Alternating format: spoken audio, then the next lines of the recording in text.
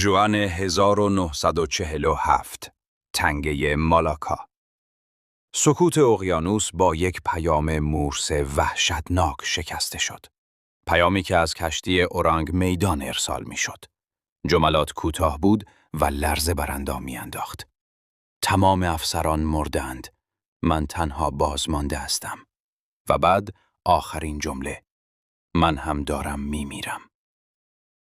کشتی آمریکایی ستاره نقره‌ای برای نجات شتافت.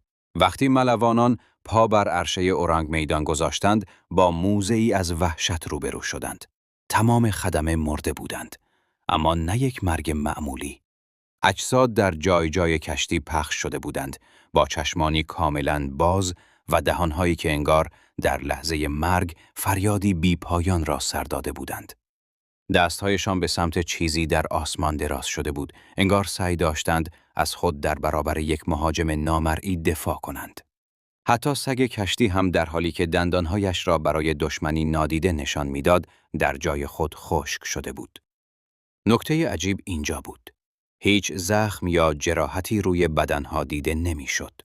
با وجود گرمای استوایی، هوای داخل کشتی به شدت سرد و سنگین بود.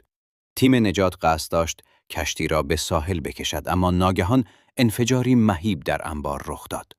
اورانگ میدان در میان شعله‌های آتش و دود به اعماق اقیانوس رفت و تمام رازهایش را با خود دفن کرد. آیا نشت گازهای سمی بود یا یک پدیده ماوراءالطبیعه؟ جالب اینجاست که هیچ ردی از نام این کشتی در تاریخ ثبت نشده است.